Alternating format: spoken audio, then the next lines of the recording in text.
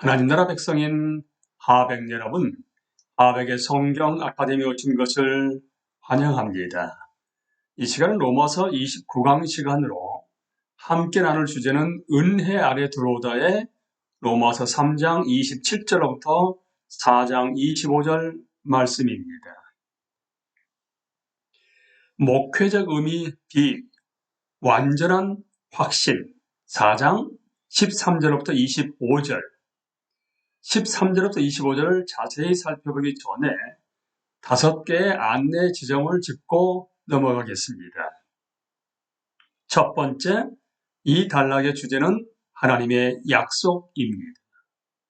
바울의 복음은 미리 약속하신 것이었습니다. 이제 바울은 다음에서 이 약속의 초점을 맞춥니다. 13절, 약속을 받은 것은 14절, 약속은 파기되었느니라.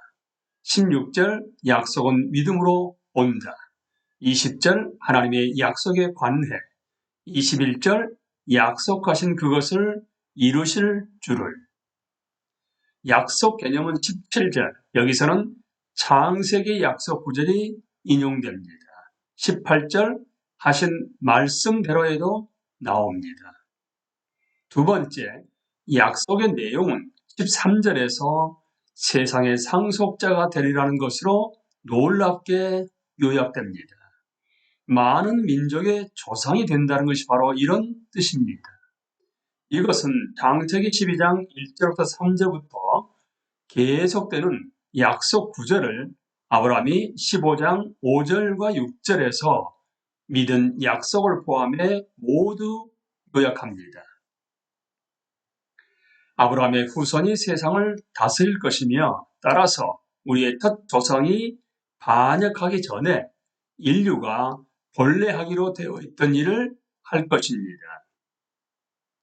바울은 로마서 전서 3장 21절과 22절 그리고 6장 2절에서 이것을 암시합니다. 예수님은 마태복음 5장 3절부터 10절에서 이것을 말씀하시는데 거기서 천국을 받는 것은 땅을 기업으로 받는 것과 같습니다. 예수님을 따르는 자들이 새 하늘과 새 땅을 새로운 창조 세계를 다스릴 것입니다. 그러므로 이것은 큰 약속이며 우주의 미래가 이 약속에 달려 있습니다. 세 번째, 약속의 수혜자들은 아브라함과 그의 후손, 문자적으로 그의 씨입니다. 그의 후손은 누구 또는 누구인가? 갈라디아서 3장 16절에서 바울은 이 구절이 많은 사람들이란 뜻에 그리고 시들에게 라고 말하지 않으며 한 사람 곧 그리스도라는 뜻으로 그리고 내 씨에게 라고 말한다고 주장합니다. 그러므로 아브라함의 후손 세상의 상속자는 개인들의 집합이 아닙니다. 그러나 다른 한편으로 아브라함의 후손은 단순히 예수님 한 개인이 아닙니다. 왜냐하면 이번 달락 16절에서 바울은 아브라함의 모든 후손을 말하는데 이것은 아브라함을 영적 조상으로 둔 모든 그리스도인 신자, 곧 유대인 신자들과 이방인 신자들을 의미하는 것이 분명하기 때문입니다. 그러므로 아브라함의 후손은 단수의 개인, 단지 예수 그리스도가 아닐 뿐더러 복수의 개인들, 그러니까 모든 그리스도인도 아니며 오히려 단수의 집단, 그리스도 안에 있는 하나님의 가족 전체입니다. 5장 12절로부터 21절에서 그리스도 안에라는 이러한 집단적 정체성이 매우 중요함을 볼 것입니다.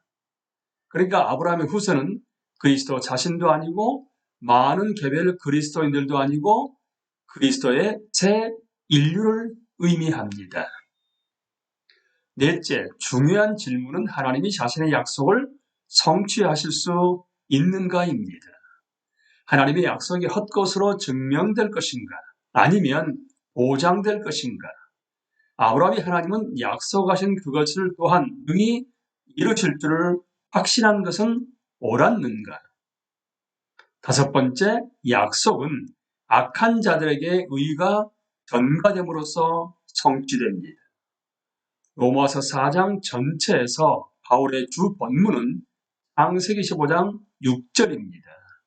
중요한 동사인 여겨지다, 계산되다, 돌려지다, 전가되다가 1절부터 11절을 지배했으며 22절, 23절, 24절에 다시 사용됩니다. 1단계 하나님의 약속, 하나님이 말씀하시는 것을 하나님이 이루신다. 4장 13절부터 17절 초반절까지입니다. 바울은 하나님의 약속에 관한 양면적 진술로 시작한 후 각각을 차례로 전개합니다. 진술, 약속이 성취되고 성취되지 않는 방식. 아브라함이나 그 후손에게 세상의 상속자가 되리라고 하신 언약은 율법으로 말미암은 것이 아니요 오직 믿음의 의로 말미암은 것입니다. NIV로 보시게 되면 아브라함과 그의 후손이 세상의 상속자가 되리라는 약속을 받은 것은 율법을 통해서가 아니라 믿음에 의해서 오는, 그러니까 믿음의 근거한 의를 통해서였습니다. 13절은 두 진술을 강하게 대비시킵니다.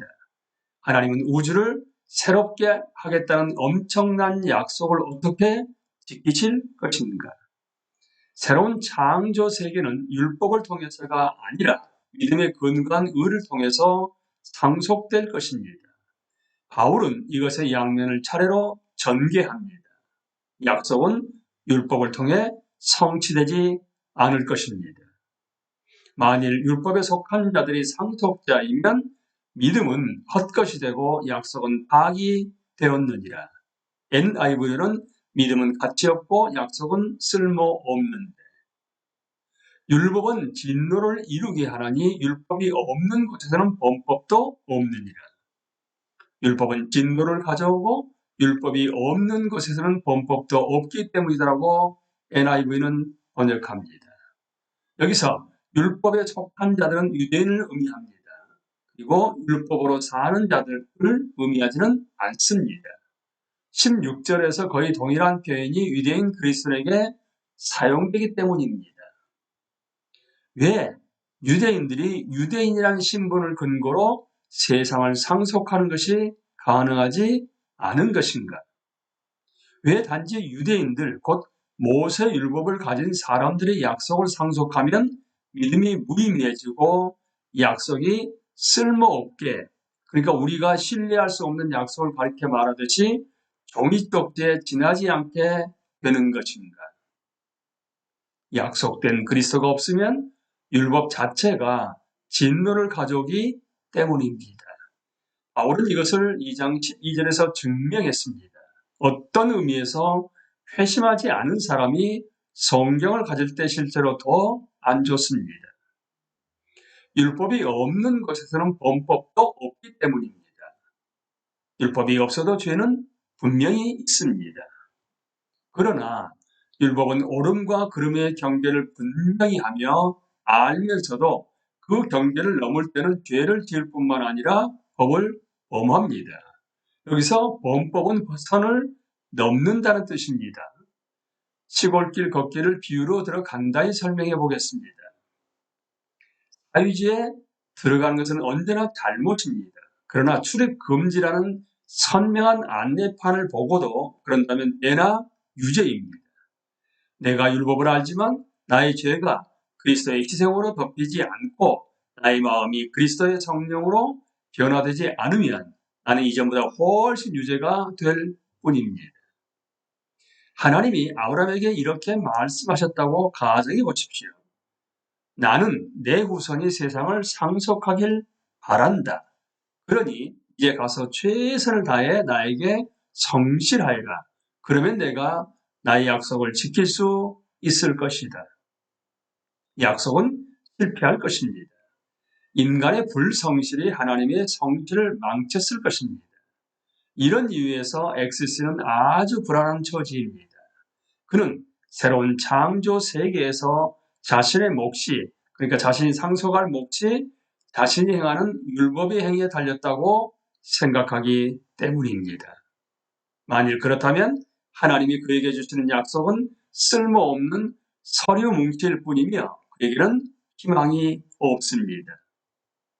이런 식이라면 하나님의 약속은 그분의 좋은 의도를 표현하는 데 지나지 않을 것입니다. 우리의 모토가 하나님이 말씀하시는 것을 우리가 이루어야 한다면 그렇게 될 것입니다. 약속은 은혜로 성취될 것이다. 16절부터 17절. 그러므로 상속자가 되는 그것이 은혜에 속하기 위하여 믿음으로 되나니 이는 그 약속을 그 모든 후손에게 굳게 하려 하심이라.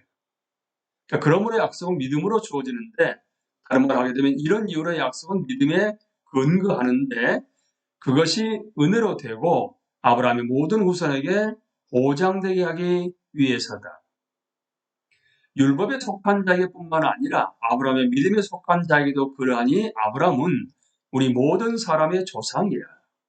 기록된 바 내가 너를 많은 민족의 조상으로 세웠다 하심과 같으니 우리가 약속이 이루어질 그러니까 보장되게 될 것이라고 확신할 수 있는 이유는 약속이 인간의 계획, 특권, 종교, 도덕성, 지식, 반응이 아니라 전적으로 은혜에 달렸기 때문입니다.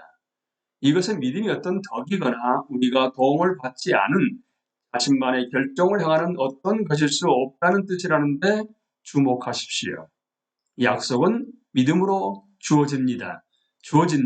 라는 말은 약속이 은혜로 주어진다는 뜻입니다. 믿음 자체는 하나님이 은혜로 주시는 선물입니다. 믿음이 우리가 하려고 도움 없이 결정하는 어떤 것이라면 약속은 여전히 확실하지 못할 것입니다. 이럴 경우 약속은 우리가 그것을 할 만큼 분별력이 있는가에 달렸을 것인데 우리는 그렇지 못할 것이기 때문입니다. 우리의 믿음이 하나님의 은혜를 촉발하는 것이 아닙니다. 하나님이 미리 내리신 은혜의 결정이 우리로 믿을 수 있게 만듭니다.